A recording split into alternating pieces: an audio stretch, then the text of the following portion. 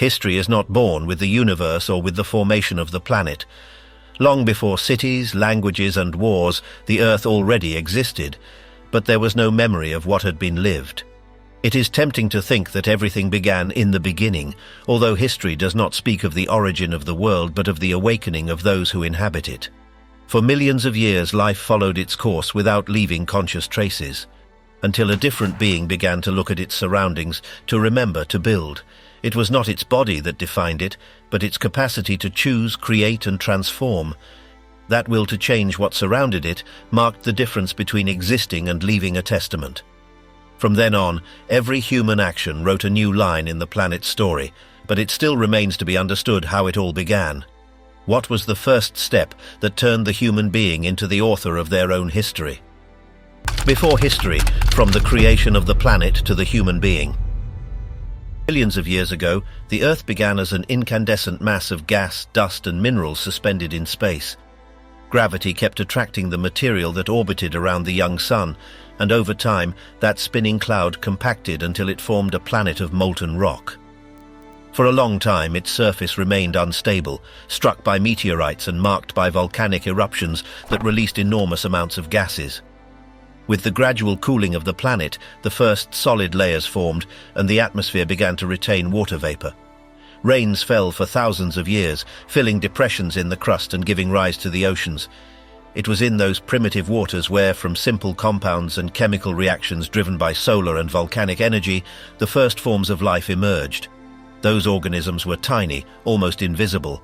They were simple cellular structures that reproduced slowly, but that marked the beginning of biological evolution. With the passage of millions of years, those cells developed greater complexity, created internal energy mechanisms, and began to form colonies. Some evolved into multicellular organisms capable of specializing functions and better adapting to the environment. Life went from being microscopic to filling the seas with fish, algae, and creatures that breathed oxygen.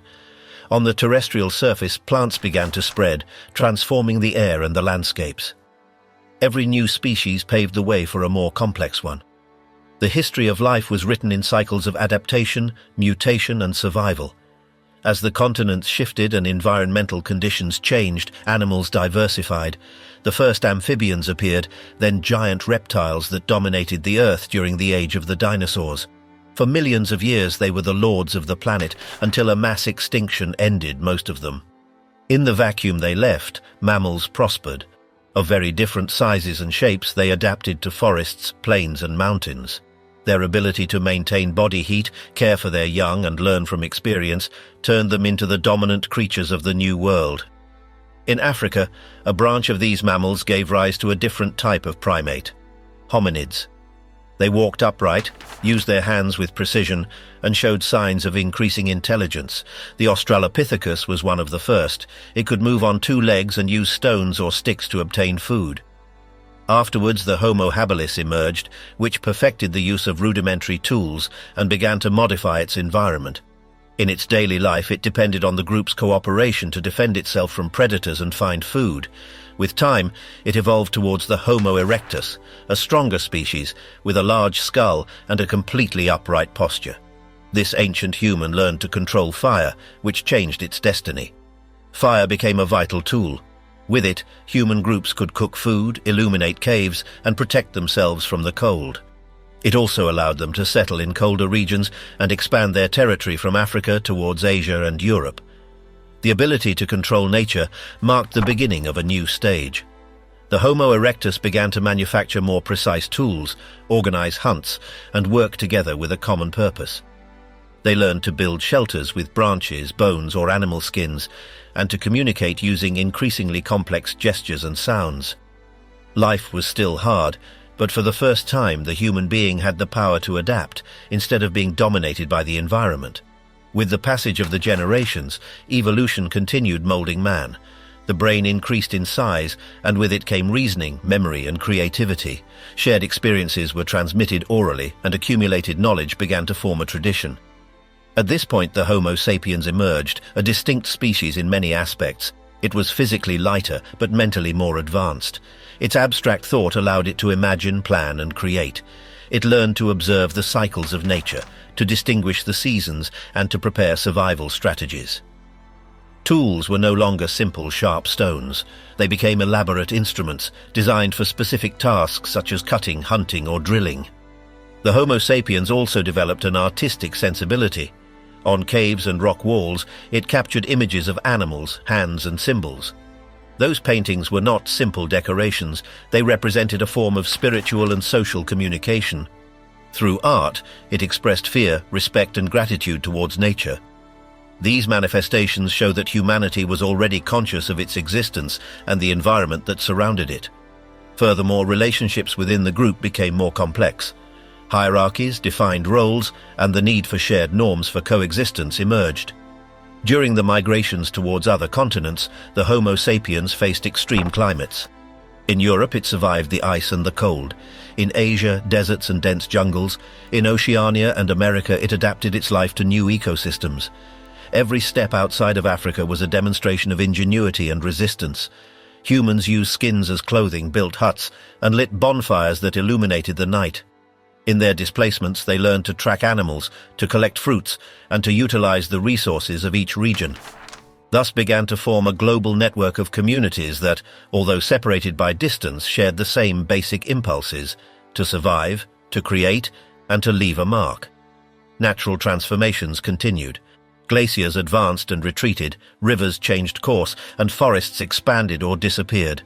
Every alteration of the climate forced humans to move and reinvent their way of life. In that process of adaptation, the first permanent migratory routes were born. Some populations crossed frozen straits like the one at Bering until they reached America. Others settled in temperate zones of Asia and Europe, where they found abundant resources. As human groups settled for more time in certain places, they began to observe patterns in nature, the germination of plants, the cycles of animals, and the behavior of the rains. Without knowing it, those observations would be the prelude to agriculture. But at this point in history, humanity still lived as a hunter and gatherer. Its existence depended on the animals they hunted and the fruits they found. Life was nomadic, in constant movement. However, the mastery of fire, specialized tools, and advanced language had already radically transformed its relationship with the environment. For the first time, the human being was not a passive victim of nature, but an agent capable of modifying it for its benefit. In this long chain of transformations, communication played a central role. Language became more elaborate, with sounds and structures that allowed the expression of thoughts and emotions. Words united the group and reinforced cooperation. The transmission of knowledge became more precise, and with it traditions and beliefs that gave meaning to life emerged. Collective memory became a tool as powerful as fire or stone. With it, the human being began to build its cultural identity. While the Homo sapiens expanded across the planet, it also encountered other hominids, such as the Neanderthals, who inhabited Europe and part of Asia. For a time they coexisted, sharing territories and possibly interbreeding. However, the sapiens showed a superior capacity for adaptation and ended up prevailing. Its ability to innovate, organize, and transmit knowledge was decisive. In the centuries following, the Neanderthals disappeared, and modern humanity remained as the only surviving species of that long evolutionary line. At this point, the planet was no longer an inhospitable stage. Humans had learned to master the elements, to manufacture fine tools, to build shelters, and to work together. Every accumulated advance was transmitted from generation to generation. In this way, the experience of the ancestors became a foundation for the future. The natural history of the Earth was slowly transforming into human history. The mind, cooperation, and creativity began to replace instinct as the engine of survival. Evolution was not a rapid or linear process, but a series of subtle changes throughout millions of years. From the first organic molecules to conscious thought, life went through countless transformations. Modern humanity was the final result of that long chain of adaptations. Unlike any other species, the human being could imagine what did not yet exist and act to make it real. In that power to create and transform lay the beginning of civilization. When the Homo sapiens reached this stage, the Earth was already populated by dispersed communities that hunted, gathered, and built increasingly precise tools. They lived under the stars, next to rivers, or in caves, sharing stories around the fire. In those ancient nights, while the flames illuminated the faces of the first men, the history of human thought began to be written. From the formation of the planet to the appearance of the conscious being, the world had traveled an immense path. From that moment on, evolution no longer depended only on nature, but also on intelligence. The human mind, capable of remembering, creating, and dreaming, became the new force that would shape the destiny of the world. From villages to empires, the birth of organization. After thousands of years of survival among hunters and gatherers, human beings began to settle in places where nature offered abundance. The banks of the great rivers became the setting for the most momentous change in history, the birth of civilization. In those fertile valleys, work ceased to be nomadic, and life began to revolve around cultivation and organization. Man learned to plan, store, and build, giving rise to stable communities that marked the beginning of a new era. The first villages emerged when families stopped moving continuously. They built dwellings of mud, stone, or wood, and learned to control the resources of the environment. Seasonal rains and soil fertility allowed for regular harvests, and the excess production became the basis of exchange. Cooperation was essential. Tasks were distributed among farmers, shepherds, and builders, while others specialized in manufacturing tools or working metals. Thus appeared the first forms of social division, where each individual fulfilled a function within the group. In this new way of life, property began to acquire value. Land and stored food transformed into symbols of power. Some groups became richer than others, and authority was concentrated in the hands of chiefs or councils that regulated norms.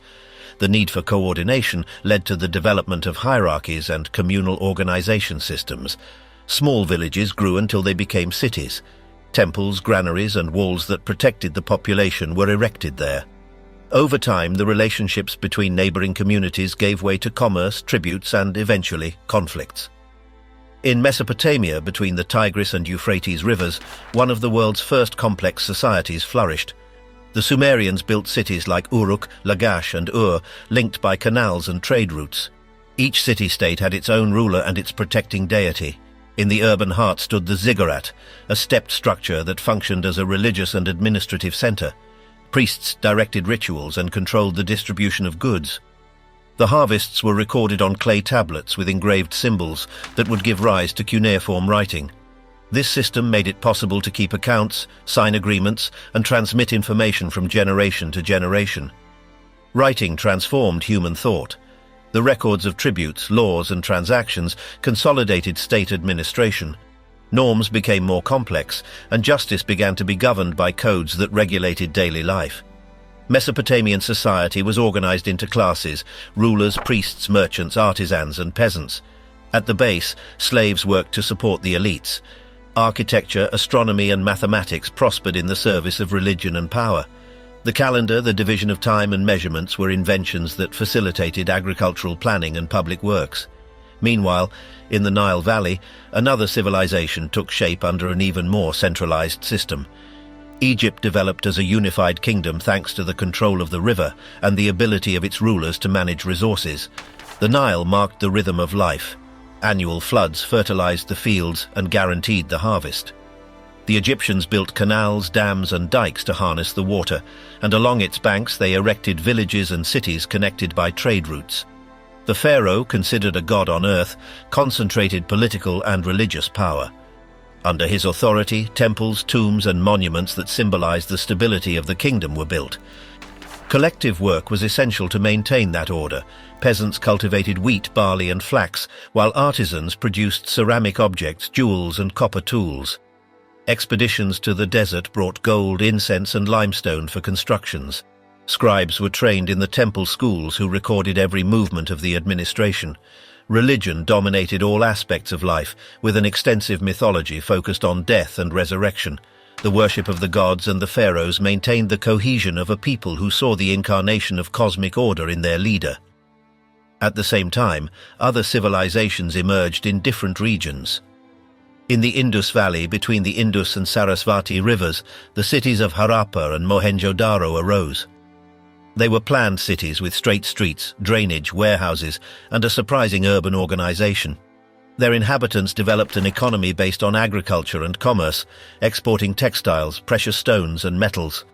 Although their writing system has not yet been deciphered, archaeological evidence reveals an advanced society capable of maintaining public hygiene, architectural planning, and a standardized system of weights and measures. Their culture mysteriously disappeared, perhaps due to climate change or river movements, but their legacy marked the beginning of history in South Asia. In China, civilization consolidated in the Yellow and Yangtze River valleys. The first dynasties, such as the Xia and the Shang, unified clans and created hereditary political structures. Rulers were considered intermediaries between heaven and earth, responsible for the balance of the universe. The Chinese mastered bronze, elaborated weapons, ritual vessels, and agricultural tools. They also developed a writing system engraved on bones and shells, used to record decisions and prophecies. Metallurgy, astronomy, and agriculture reached a high level, while religion and philosophy began to shape the country's cultural identity. In other parts of the world, less-known civilizations also advanced. In Africa, the peoples of the Nile Valley and the Sahel built villages organized around agriculture and commerce. In America, the Olmecs and other early cultures erected ceremonial centers and worked with stone and jade. In Oceania, dispersed communities developed systems of navigation and agriculture adapted to the islands. Although distant from each other, they all shared a common principle: control of the environment and collective organization as the basis for survival. The expansion of these civilizations brought with it new tensions. Indo-European migrations displaced peoples and created conflicts that altered the balance. From the Eurasian steppes, groups of horsemen moved west and south, bringing with them new languages and technologies. Some civilizations adapted, others disappeared. Empires arose and fell in a constant succession, marked by conquests, alliances, and destruction. Each region, with its particular environment, produced a distinct version of what it meant to be civilized. Cities grew in complexity. Governments established bureaucracies to administer taxes and public works. Wars spurred innovations in metallurgy and transportation. Temples transformed into centers of political and economic power. Kings built palaces and fortifications that showcased their authority. In this context, religion continued to be a dominant force, explaining natural phenomena and justifying hierarchies. The social order was sustained by the belief that the gods had arranged every position within the world. Trade connected continents and cultures. The exchange of goods, ideas, and techniques shaped a primitive global network. From Mesopotamia to the Indus, from Egypt to the Mediterranean, merchants transported copper, tin, grain, and textiles. Cultural contacts introduced new customs, languages, and beliefs. Each encounter generated transformations that drove progress. Civilization was no longer a local phenomenon. It had become a current that advanced simultaneously in different points of the planet. Over time, many of these societies reached their peak and then began to decline. The causes were diverse: droughts, invasions, internal struggles, or resource depletion. However, from every collapse, a new stage emerged. Accumulated experience was transmitted to the following peoples, who took up the achievements of the past and adapted them to their own needs. In this way, humanity advanced through cycles of creation, destruction, and rebirth. The transition from villages to empires changed man's relationship with the world forever. Nature ceased to be an uncontrollable mystery to become a domesticated territory. Civilizations invented politics, law, and administration. Writing fixed collective memory. Religion ordered thought. Art and architecture gave visible form to beliefs. Everything that would come next, kingdoms, empires, nations, would have its root in these first cities that, between the mud, the river, and the stone, built the beginning of human history. The classical era, the power of empires and the voice of the gods. After the emergence of the first civilizations, humanity entered a stage where power, thought, and expansion set a new course. Villages transformed into kingdoms, kingdoms into empires, and cities into centers of culture and politics. The peoples of the Mediterranean, Asia, and India shaped a world interconnected by trade routes and conquests. The idea of civilization was redefined. It was no longer enough to survive, now it was about dominating and transcending. The reorganization of the ancient world began with the growth of exchange routes. Ships sailed seas that were previously considered unreachable limits. The trade of metals, wine, spices, and pottery connected peoples who had never had contact before. Markets flourished in the cities and ports were filled with ships loaded with exotic merchandise. Political alliances mixed with economic interests and wealth became the engine of expansion. Over time, these connections spurred the appearance of new centers of power capable of influencing beyond their borders. In Greece, a mountainous and fragmented territory, one of the most influential experiences in human history emerged. The polis, or city-states, became the heart of political and cultural life. Athens and Sparta represented two opposite ways of understanding society, one based on civic freedom and thought, the other on military discipline and obedience. The Greeks, however, shared a language, a religion, and a common sense of belonging. Each polis worshipped its gods and held competitions in their honor, such as the Olympic Games, where sporting rivalry reflected the pride of each city. In Athens, thought reached an unprecedented level. Philosophers began to question the nature of power, justice, and knowledge. Schools multiplied, and public debates were an essential part of civic life. Meanwhile, Sparta maintained a structure based on strength and loyalty. Its educational system trained youth from an early age for war, and its politics were designed to sustain an invincible army. Between both cities, a tension brewed that would mark Greek history. The Peloponnesian War, long and devastating, left Greece weakened and divided, opening the way for a new conqueror. From the north, in Macedonia, Alexander the Great inherited his father's power and undertook a campaign that would change the map of the world. With a disciplined army and an impeccable strategy, he conquered the territories of Asia Minor, Egypt, Persia, and part of India. Wherever he arrived, he founded cities and extended Greek culture. Local customs mixed with Hellenic ones, giving rise to a vast cultural exchange. Greek architecture, language, and thought spread to regions where they had never heard of Homer or the philosophers of Athens. The result was a diverse Hellenistic world, united by the inheritance of a single man. In the lands of the Western Mediterranean, another power emerged strongly: Rome. What began as a small city next to the Tiber became a power with limitless ambitions. The organization of its army, the administration of the territory, and its legal system were key tools for expansion. Rome first faced its neighbors, then crossed the sea and challenged foreign powers. In the Punic Wars, it defeated Carthage and secured dominion of the Mediterranean. The conquered territories were integrated into a network of provinces connected by roads, aqueducts, and common laws. The Roman Republic gradually transformed into an empire that spanned from the British Isles to Egypt. The Roman Empire reached a sophistication that no civilization had achieved before. Its administrative structure guaranteed order, and its legal system became the model for future generations. Roman citizenship granted rights and duties, and emperors maintained control through force and propaganda. Monuments, forums, and temples symbolized the grandeur of the state. However, beneath the surface of power, tensions also grew. Social inequalities and internal wars constantly threatened stability. Despite this, Rome managed to remain the axis of the known world for centuries.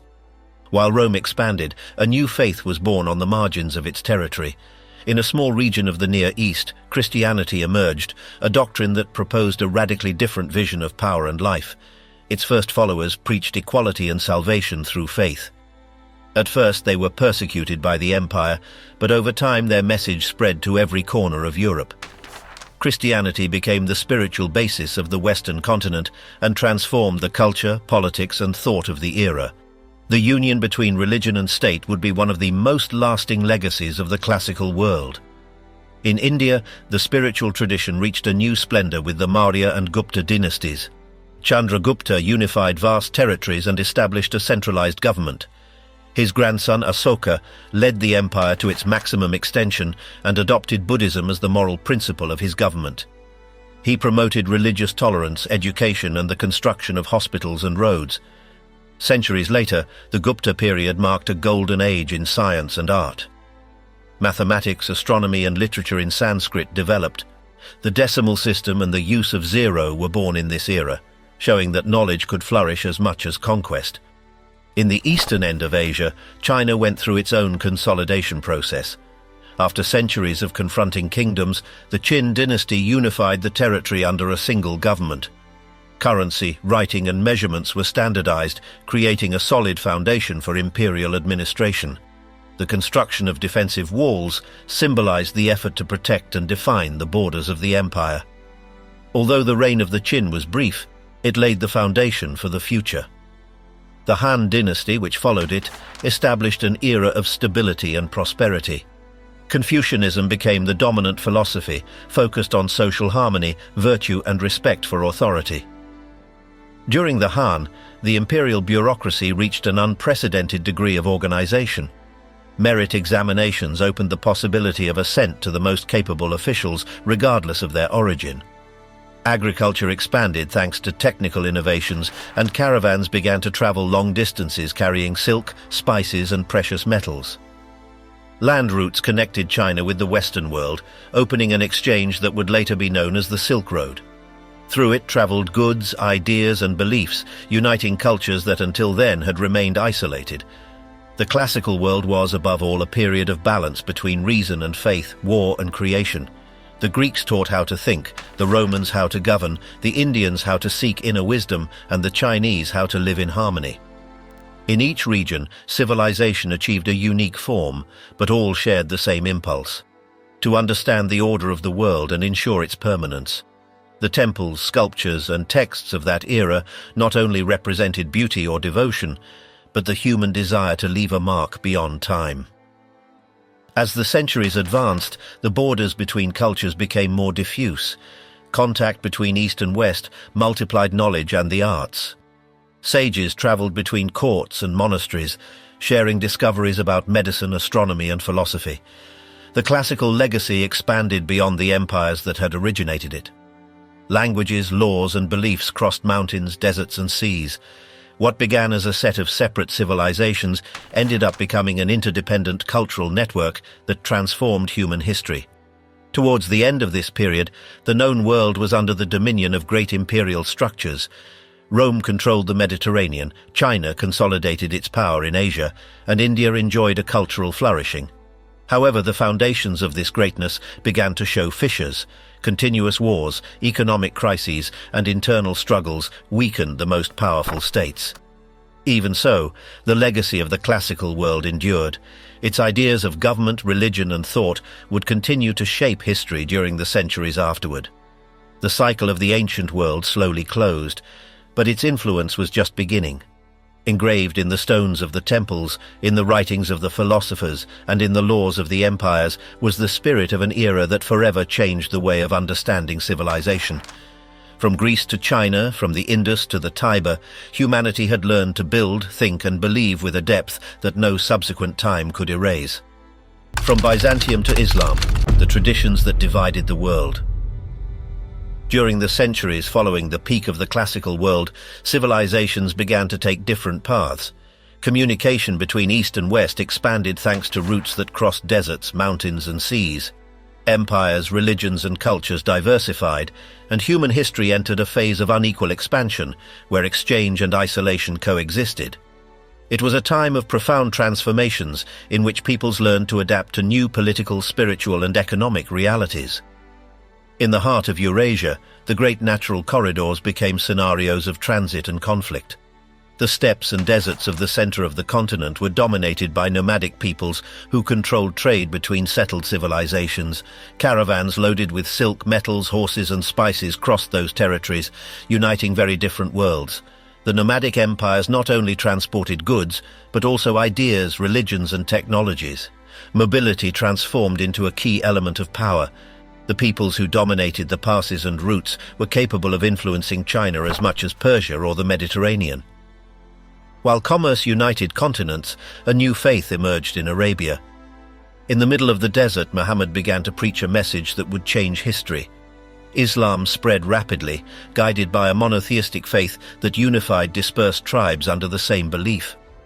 After his death, the caliphates continued the expansion, establishing centers of power in Damascus, Baghdad, and Cordoba.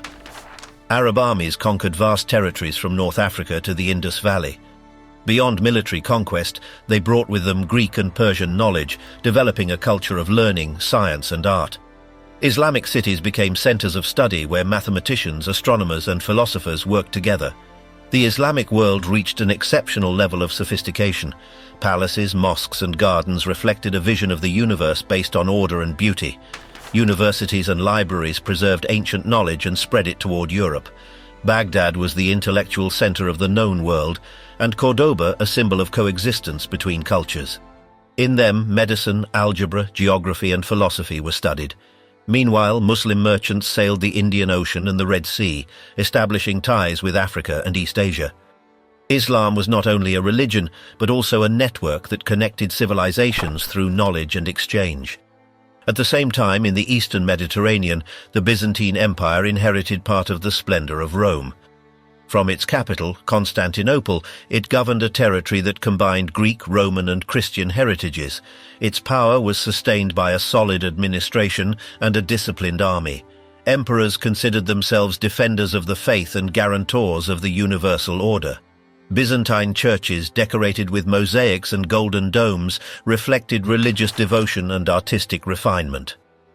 Orthodoxy consolidated as a form of identity, distinct from the Western tradition. Although facing constant external threats, Byzantium kept the heritage of the classical world alive for almost 1,000 years. While the East preserved its splendor, the European West experienced transformations. After the collapse of the Roman Empire, new kingdoms emerged that mixed Germanic traditions with the Latin legacy. The Church became the main unifying power, offering spiritual stability and moral authority. In the Eastern Mediterranean, the wars between Christians and Muslims marked centuries of clashes. The Crusades were born from the desire to recover the sacred places, but they also boosted trade and contact between cultures. Italian ports prospered with the maritime routes, and cities grew thanks to the exchange of Eastern and Western goods. In the Iberian Peninsula, the coexistence between Muslims, Christians, and Jews gave rise to a unique cultural melting pot. Cordoba, Toledo, and Granada were centers of knowledge where texts on philosophy and science were translated. In the rest of Europe, the feudal system organized rural life. Lords controlled lands, peasants worked under their protection, and monasteries accumulated economic and cultural power. Universities were born from monastic schools, becoming spaces where theology and reason were debated. Scholastic thought tried to reconcile faith with logic, preparing the ground for the intellectual awakening that would come later. In South Asia, India became the scene of new cultural syntheses. The sultanates established by Muslim conquerors introduced Islamic architecture and new forms of administration. Cities like Delhi transformed into dynamic capitals where different religions and languages coexisted. Despite the tensions, the fusion between Hindu and Islamic traditions produced a notable artistic flourishing. Poetry, music, and the construction of mosques and temples showed the spiritual diversity of the subcontinent. Exchanges with Central Asia and Southeast Asia consolidated India's position as a bridge between cultures. China, for its part, experienced one of the most brilliant periods of its history under the Tang and Song dynasties. Imperial administration reached an unprecedented efficiency. Public examinations allowed access to the government by merit, and the economy flourished thanks to technical innovations in agriculture, metallurgy, and navigation. Cities grew, markets multiplied, and art prospered. Painting, poetry, and porcelain reflected a refined sensibility and a balanced vision of the world. In this context, Confucian philosophy reaffirmed itself as a moral and political guide, while Buddhism continued to be an important influence on spiritual life. Chinese cultural expansion also boosted the development of science. Astronomers elaborated precise calendars, engineers improved hydraulic systems, and inventors created mechanisms that revolutionized production. Land and sea routes extended the reach of Chinese trade to Southeast Asia and beyond. The exchange with other peoples brought products, ideas, and techniques that enriched civilization. During this time, the balance between tradition and renewal was the key to imperial stability. In Japan, history took its own course. Chinese and Korean influences introduced writing, Buddhism, and administrative models. However, the country adapted these ideas to its insular context. Over the centuries, power shifted from the emperor to the feudal lords and the shoguns. The samurai, warriors governed by a strict code of honor, became the symbol of Japanese culture. Their loyalty, discipline, and sense of duty defined the social structure. Life in the imperial courts coexisted with the austerity of the temples and the rigidity of the battlefield. Art, poetry, and theatre reflected the balance between beauty and death, central values of that society. In other regions of the planet, distant peoples continued their own development. In Africa, the kingdoms of the Sahel and the Niger region grew around the trade of gold, salt, and ivory.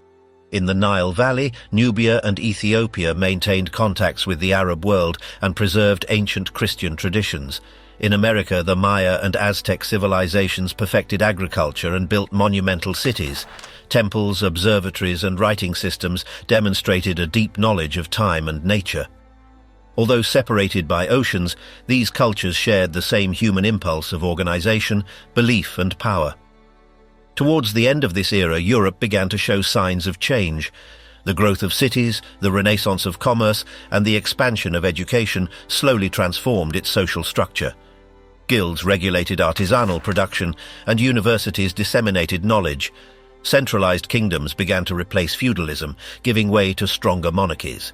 Gothic art, cathedrals, and illuminated manuscripts reflected an intense spirituality and a growing confidence in human reason. In this environment, the first explorers emerged, moved by curiosity and the desire to reach new lands. The medieval world was drawing to a close. After centuries of separation between East and West, trade routes, science, and faith had woven a new global balance. Diverging traditions had multiplied, each with its own identity, but all shared the same search for meaning and order. Civilizations looked at each other through commerce, war, or religion, learning from one another without ceasing to preserve what made them unique. Thus, history advanced toward a new horizon, where the rediscovery of ancient knowledge and the first explorations would mark the beginning of a new era. The New Order, the rise of Europe and the expansion. In the centuries that followed the medieval splendor, civilizations began to look at the world with a new ambition. Trade routes, conquests, and scientific discoveries transformed the balance of power. While the East maintained its imperial traditions, Europe was preparing to extend its influence beyond its borders. History entered a stage in which knowledge, faith, and authority were reorganized to shape a new global era. In Asia, two great empires represented the stability and continuity of traditional power. In China, the Qing dynasty consolidated its domain over a vast territory, extending the borders to Tibet, Mongolia, and Xinjiang. Its centralized administration guaranteed the control of commerce and agriculture, maintaining a hierarchical structure that reinforced the emperor's role as mediator between heaven and earth. The Confucian bureaucracy regulated every aspect of social life, from justice to education. Despite its apparent isolation, the Chinese Empire maintained contact with European merchants who arrived by sea in search of silk, porcelain, and tea. Further west, the Mughal Empire in India reached a stage of splendor under the government of Akbar and his successors. Its court combined Islamic luxury with the cultural diversity of the subcontinent. The cities of Delhi, Agra, and Lahore were filled with gardens, palaces, and markets. Art, architecture, and literature flourished in an atmosphere of religious tolerance. However, as Europe expanded across the seas, Asian powers began to feel the pressure of foreign trade. European ships not only transported goods, but also carried political and military ambitions. The balance of the Eastern empires began to waver before a new world that moved faster and faster. In Europe, the centuries 15 and 16 marked the rebirth of ideas and the reconfiguration of power. Cities prospered, banks grew, and maritime trade boosted a more dynamic economy. The Renaissance brought with it a new vision of the human being and of knowledge. Artists and thinkers explored anatomy, perspective, and nature with a rigor not seen since antiquity. In Florence, Rome, or Venice, workshops became laboratories of artistic and technical innovation. Observation and reason replaced the simple acceptance of ancient dogmas. At the same time, the Christian religion faced one of its greatest crises. Tensions between the church and society gave rise to movements that sought to reform religious practices. In different regions, spiritual authority was challenged by new interpretations of the faith. The printing press allowed for the rapid dissemination of texts and debates that were previously reserved for monasteries. This process opened the door to modernity, transforming the relationship between the individual and authority. Monarchs took advantage of the change to strengthen their power, creating more centralized and efficient states. Absolutism consolidated as the dominant political model. Kings justified their authority as a divine mandate. In France, the monarch's power extended to all areas of public life. Permanent armies, royal bureaucracies, and fiscal systems strengthened European crowns. In England, Spain, and the Netherlands, the balance between nobility, religion, and commerce defined the course of each nation. Rivalry between powers became a constant engine of development, driving the construction of fleets and the control of new maritime routes. In the midst of this dynamism, thought began to free itself from the limitations imposed by traditional authority. Observation, experiment, and reason replaced accepted truths. The Enlightenment emerged as a movement that valued freedom of thought and the search for universal knowledge. Scientists and philosophers across Europe debated the natural order and the laws that governed the universe. Academies and scientific societies multiplied, and universities became centers of innovation. Discoveries in physics, astronomy, and biology transformed the way man understood the world. Enlightenment thinkers also questioned the legitimacy of absolute power. Politics began to be seen as a rational matter, not just religious or hereditary. Writers and philosophers proposed new forms of government based on reason, equality, and liberty. Ideas of progress and natural rights gained strength, although they were still far from fully materializing. In this context, Europe was preparing to extend its influence beyond its own continent, convinced that its knowledge and organization justified its expansion. The emergence of the great European powers forever changed the world balance. France, England, Spain, and the Netherlands disputed territories, resources, and maritime routes. Imperial wars multiplied, not only in Europe but in America, Asia, and the oceans. Armies and navies became instruments of commerce and politics. Alliances constantly changed, driven by economic competition and territorial ambition. Rivalries between nations transformed the known world into a global board where power depended as much on military force as on the control of the seas. Meanwhile, European colonies grew in influence. The riches extracted from America fueled metropolitan economies. Ports were filled with silver, gold, and exotic products. In factories and workshops, production began to be organized more systematically, giving rise to a pre-industrial economy. International commerce united distant regions in the same economic circuit. New urban centers became places of opportunity and conflict, where the bourgeoisie emerged as a class with its own economic power. The expansionist impulse did not stop there. European powers extended their influence over Africa, Asia, and Oceania. Global colonization transformed landscapes and societies. New maritime routes connected the continents in an increasingly interdependent network. European languages, customs, and religions spread throughout entire regions. However, behind this advance lay exploitation and domination. Local cultures were displaced, and millions of people were subjected to systems alien to their traditions. European power was erected on a basis of inequality that would define subsequent centuries. The result of this process was a new form of world balance. The economies of Europe, America, Africa, and Asia began to intertwine. Scientific discoveries, technological advances, and maritime explorations created an interconnected world. Port cities grew in importance, and banks and commercial companies became the new centers of decision. Commerce ceased to be local to transform into a global system of production and consumption. For the first time, human history acquired a truly planetary scale. In this context of change, science consolidated as a transformative force. Empirical observation and the experimental method replaced ancient dogmas. Astronomers discovered laws that explained the movement of the planets, physicists formulated principles about matter and energy, and doctors expanded knowledge of the human body. These advances altered the relationship between man and nature. Knowledge ceased to belong to a few scholars and began to spread among the educated classes. Curiosity, analysis, and reason became essential values of the new society. Political ideas also evolved. Thinkers began to imagine a world in which power was limited by laws and rights. Philosophical texts transformed into guides for action. Discussions about the social contract, sovereignty, and individual liberty spread throughout Europe. Rulers, although still authoritarian, were forced to justify their decisions to public opinion. The debate between authority and liberty became the axis of modern thought, preparing the ground for the revolutionary movements that would emerge later. Towards the end of the 18th century, Europe dominated world trade, science, and politics. Eastern empires remained powerful, but increasingly pressured by Western advancement. New ideas about progress and reason transformed the way societies understood their place in the world. The spirit of exploration and conquest gave way to a new global order in which Europe saw itself as the center of civilization. However, the same impulse that drove its greatness also sowed the seeds of future conflicts. The birth of the European era was not just a geographical expansion, but a complete transformation of human thought. In its universities, workshops, and ports, an interconnected world was brewing where knowledge, commerce, and ambition defined history. The empires of the East and the West had coexisted for centuries, but from that moment on, European dominance would set the pace of the modern world.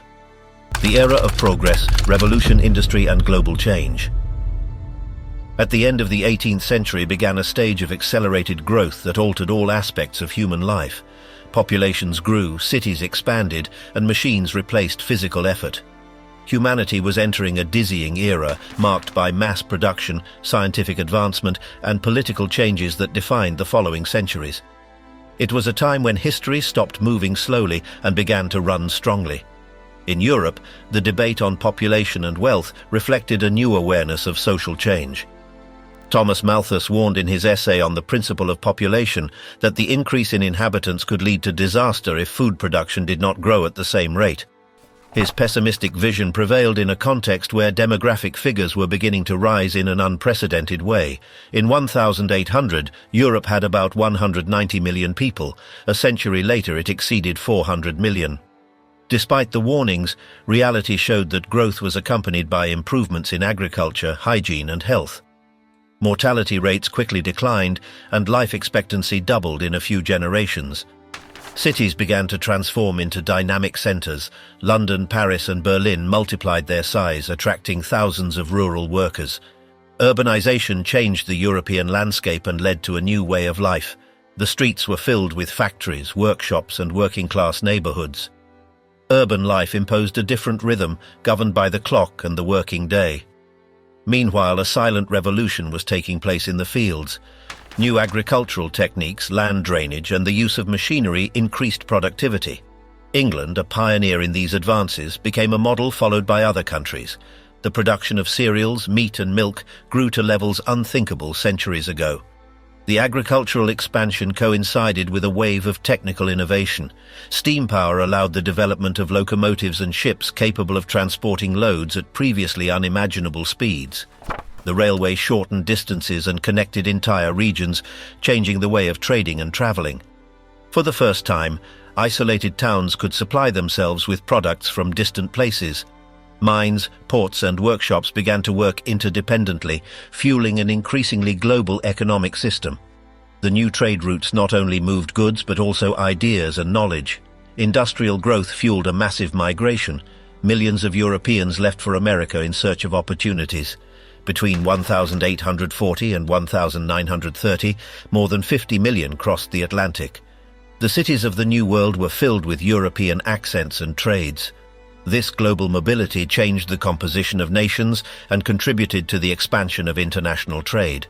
Mass production multiplied the available goods and led to increasingly broader markets. Money and goods moved with unknown speed, and prosperity began to be measured by consumption capacity. However, the acceleration also brought imbalances. Large cities faced overcrowding, disease, and poverty. Working conditions in factories were harsh, exhausting shifts, child labor, and minimum wages. In the mines, men and women worked underground for endless hours. The contrast between industrial wealth and working-class misery became visible in every city. Intellectuals and reformers began to denounce social inequality. Governments, pressured by discontent, approved laws to protect women and children, establish reasonable hours, and improve public health. Social reforms became an inseparable part of material progress. In the midst of this context, economic thought also changed. The idea arose that the market should be regulated as little as possible to stimulate production. The laissez-faire doctrines prevailed among theorists and businessmen. Proponents of free trade believed that natural competition would generate well-being for all. The United Kingdom was the first country to adopt this policy, trusting in its industrial and maritime power. However, other European states chose to protect their industries, aware that global competition could ruin them. Economic expansion thus became a race between powers seeking to maintain their position in a constantly transforming world. The new wealth also fueled political changes. The 19th century witnessed movements that overthrew old systems. In America, the British colonies became the United States after a long war of independence. The new country, founded on republican principles, demonstrated that it was possible to build a government based on popular will. Its constitution inspired other peoples to question absolutism and seek more representative models. In Europe, the unrest soon arrived. The French Revolution of 1789 broke the structures of the old regime and spread ideas of liberty and equality that marked the following century. Monarchies reacted with fear, but the changes were already irreversible. The European political map was reconfigured several times. After the wars and treaties, new unified states emerged. Germany and Italy managed to consolidate in the second half of the 19th century, driven by leaders who knew how to combine nationalism and military strategy. The appearance of these countries altered the continental balance and gave rise to new rivalries. International politics became a game of alliances, and the powers began to measure their strength not only by their army, but by their industrial and economic capacity. The United Kingdom extended its influence thanks to its fleet and its finances. It controlled maritime routes, markets, and colonies that ensured the supply of raw materials. Alongside it, the United States grew rapidly, developing a powerful economy and a stable political system. The two Anglo-Saxon nations set the pace of modernity. Meanwhile, France sought to regain its prestige after its defeats, and Russia slowly advanced towards industrialization. Europe transformed into the center of decision of the planet, a continent that dictated fashions, theories, and models of organization.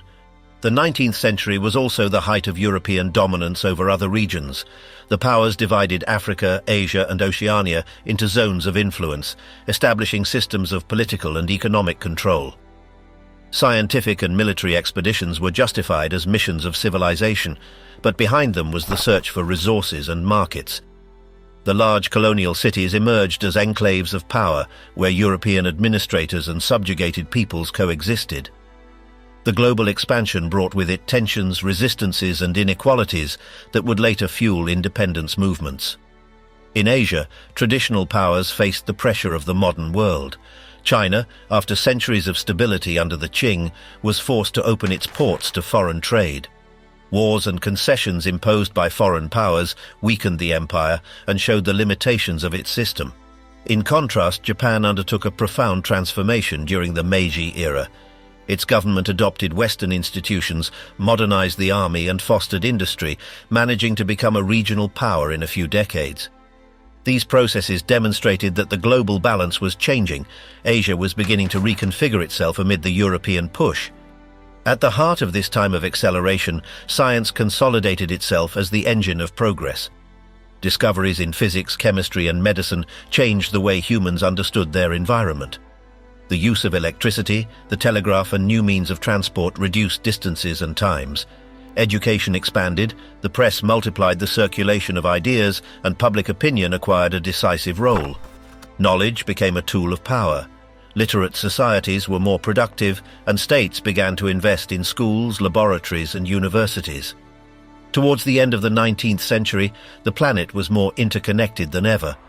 Trains, submarine cables, and steamships united continents in a matter of days.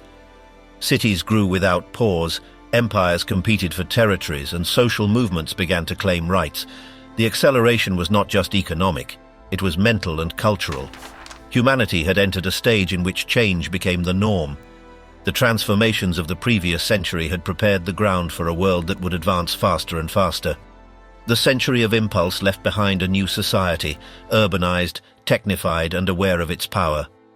Old structures had been replaced by systems in constant movement. Industrial powers dominated the planet, colonized peoples began to resist, and the ideas of freedom and progress spread everywhere.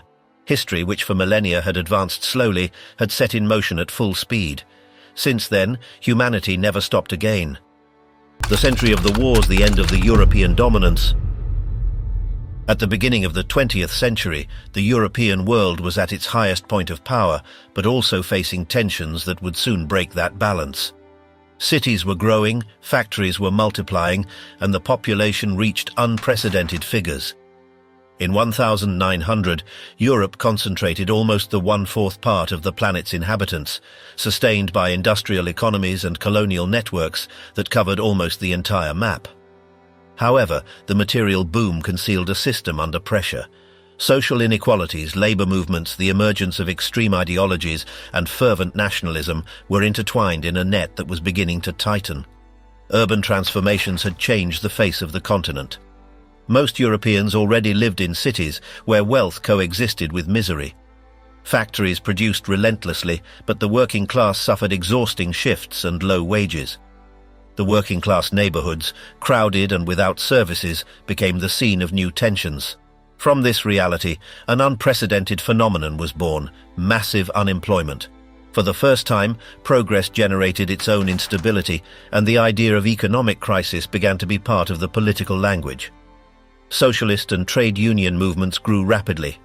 In Germany, the Social Democratic Party became a mass force, organized, disciplined, and with a discourse that spoke of revolution, although many of its leaders were beginning to prefer the peaceful path of the vote. In other countries, radicalism took more violent forms. Anarchists carried out attacks and assassinations that shook governments and bourgeoisies, while in Russia, peasants continued to clash with landowners and political terrorism claimed the life of even a czar. Revolution was no longer a distant idea, it was a concrete possibility. In parallel, European societies experienced a silent transformation. Education expanded, male suffrage became widespread, and women began to claim their place. In factories, offices and schools, they entered the labor world, gaining economic independence and questioning structures that had limited them for centuries. Access to work and education opened paths that would transform the family, marriage and social morality. The appearance of the first contraceptive methods and simple domestic appliances, such as stoves, vacuum cleaners or washing machines, slowly changed daily life. Without knowing it, the 20th century was already redrawing social roles. Politics also adapted to the new time. Modern parties, with their campaigns, charismatic leaders, and management of the press, replaced the old elites. The growth of the popular press and mass literacy created a new force: public opinion. Newspapers, posters and demonstrations turned any crisis into a national issue. Nationalism fed on this climate, spreading like a fever across the continent. Nations wanted to affirm themselves against their neighbors, while the powers saw their prestige as a matter of survival.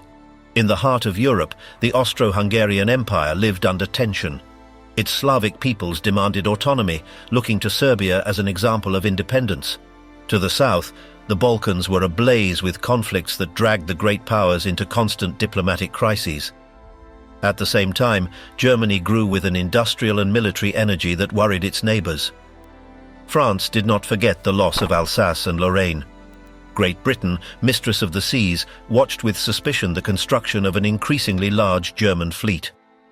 In this atmosphere of rivalries, alliances and distrust, Europe advanced towards an inevitable outcome.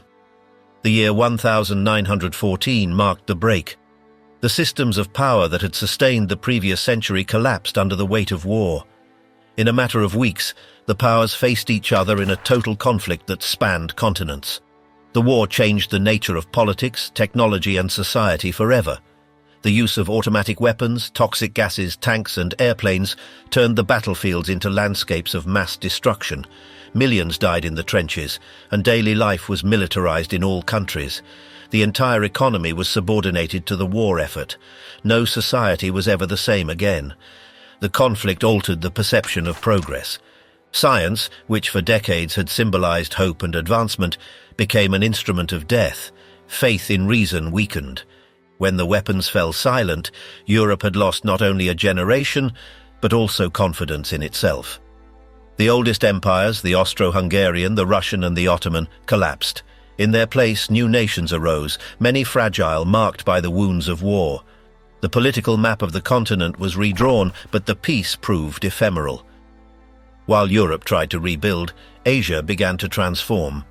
In China, the fall of the Qing dynasty gave way to an unstable republic, divided between regional warlords and revolutionary movements.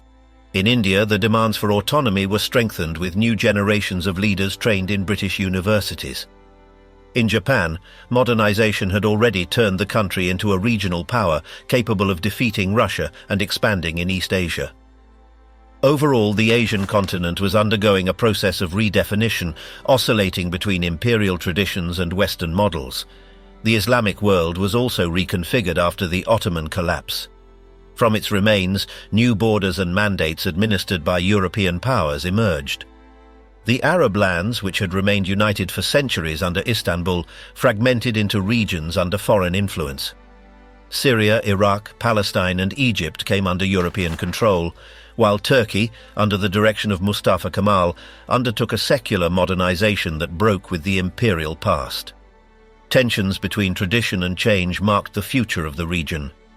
The second great conflict of the century came barely a generation later. The rise of authoritarian regimes, massive unemployment, and national frustration fueled new ideologies. The struggle for resources and borders reignited Europe. The new confrontation was even more devastating. In a few years, the continent was reduced to ruins. The physical and moral destruction was such that the old European power definitely collapsed. The United States and the Soviet Union emerged as the new centers of global decision. Europe, exhausted, went from being the heart of the world to becoming its field of dispute. The former colonies took advantage of that void. In Asia, Africa, and the Middle East, nationalist movements gained strength. The peoples who had been dominated for centuries demanded independence. The moral authority of the European powers collapsed after the horrors of the war. The liberation of India inspired dozens of nations, and the political map of the world was transformed in just 2 decades. Colonial flags disappeared one after another, replaced by new states seeking their place in an international system divided into 2 blocks. The new global order was defined under the tension between Washington and Moscow. 2 opposing models competed for world influence: capitalism and communism. Conflicts were no longer fought on European battlefields, but in distant territories through indirect wars, espionage and propaganda. The world was organized around alliances and fears. Amid that rivalry, science once again occupied a central role, this time as a tool of power. Nuclear weapons, satellites, and the space race marked a new stage in human history. In Europe, the destroyed countries were rebuilt with foreign aid and economic cooperation. The need to avoid another war led to the creation of agreements that over time would become the basis of modern continental union. Meanwhile, art, philosophy, and literature reflected the sense of loss and absurdity that the first half of the century had left. The old continent, which for centuries had dictated the course of the world, was now seeking its own identity. In the end, the 20th century was the scene of the European decline. The colonial empires vanished, wars destroyed their supremacy, and global influence shifted towards new powers. What for centuries had been the center of civilization became a witness to its own fall. The history of Europe, from imperial splendor to the division of the Cold War, marked the definitive transition towards an interdependent and fragmented world. The decline was not only political or military, it was also moral and cultural. The certainties of progress and reason were replaced by the awareness of limits.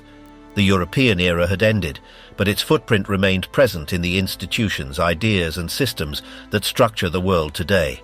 From the ruins of its wars, a new global civilization emerged, heir to its science and its contradictions. With its fall, the world ceased to have a single center. History for the first time became truly planetary. Connected humanity, the time that defines us. In the decades following the Second World War, the world experienced transformations that altered the way people understood reality. Advances in science and technology redefined daily life, work, and communication. Humanity entered a stage where knowledge and information became the most valuable resources.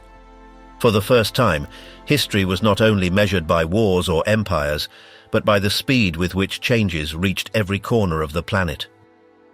The scientific progress of the 20th century marked an unprecedented leap. Discoveries in physics, biology, and chemistry changed the relationship of the human being with the environment. The understanding of the atom allowed the development of new energy sources, but also weapons capable of destroying the planet. Medicine took decisive steps with the creation of antibiotics, vaccines, and surgical techniques that saved millions of lives. The exploration of space revealed a universe more vast and complex than imagined. Man walked on the moon and sent probes beyond the limits of the solar system. The science became the driving force of a civilization that seemed to have no limits. Digital technology revolutionized communications. The development of computers, the global network of satellites, and later the internet transformed the economy, education, and culture. Information began to circulate without borders, creating an interconnected system that forever changed the concept of distance. In barely half a century, the world went from telegraphs to video calls, and from paper to microprocessors. The speed of change altered the way of thinking and working. The new generations grew up surrounded by screens, automated systems, and an increasing dependence on technology. In that context, the rivalry between powers shifted from the battlefield to the ideological and scientific terrain. Two opposing models competed for world dominance, one based on private property and the free market, and the other on state planning. Both sought to expand their influence through politics, economics, and culture. Military alliances divided the planet into zones of power, while indirect conflicts spread across Asia, Africa, and Latin America. The space race and the development of nuclear energy became symbols of international prestige. Every technological advance was a demonstration of strength. Tensions marked the second half of the century. In Asia, the Korean peninsula became the scene of a confrontation that involved international armies. Years later, Southeast Asia experienced a prolonged war that left deep scars. In the Caribbean, an attempt to install missiles generated a crisis that brought the world to the brink of total destruction. However, after decades of indirect confrontations, the rival powers began to seek stability. Agreements and conferences established limits and control mechanisms. The threat remained latent, but the fear of a nuclear conflict boosted diplomacy and limited cooperation. Meanwhile, in Europe and America, an unprecedented economic boom was experienced. Industries grew, wages improved, and mass consumption defined the new urban culture. The automobile, household appliances, and television became symbols of prosperity. In universities, education expanded as never before. Applied science boosted sectors such as energy, medicine, and computer science. Mass society created new leisure and consumption habits, and the media molded collective opinions and aspirations. Material progress, however, did not eliminate social tensions. The struggles for civil rights, racial equality, and female emancipation transformed the social fabric of the West. In industrialized countries, the youth movements of the 1960s challenged traditional structures. Music, art, and politics merged in a global protest that demanded freedom and justice. Universities became centers of ideological debate. Images of marches, strikes, and demonstrations traveled the world thanks to the new audio-visual media. The demands for change also extended to ecology, with the first warnings about the environmental impact of economic growth. Humanity began to become aware of the limits of the planet. On the other side of the world, the newly independent countries sought their place. In Africa and Asia, young governments faced enormous challenges: poverty, imposed borders, and dependent economies. Some adopted models of state planning, others opted for alliances with foreign powers. Natural resources became a cause of dispute, and political crises multiplied. However, voices also emerged that defended an autonomous path based on cooperation between nations of the South. The idea of a world divided between rich and poor replaced the old imperial rivalry. The decade of 1970 brought new tensions. Energy crises demonstrated the vulnerability of the global system. The increase in the price of oil caused inflation, unemployment, and protests. Western economies began to seek alternatives, boosting research into renewable energy and industrial efficiency. In parallel, computer technology took a leap with the development of microchips. The first personal computers opened the way towards a digital society. Automation modified production, eliminating traditional jobs but creating new industries. At the end of the 20th century, the political map changed again. Internal reforms in Eastern Europe weakened totalitarian systems. In a few years, authoritarian governments collapsed, and a power that had been a symbol of power disintegrated. With its fall, the world balance was deeply modified.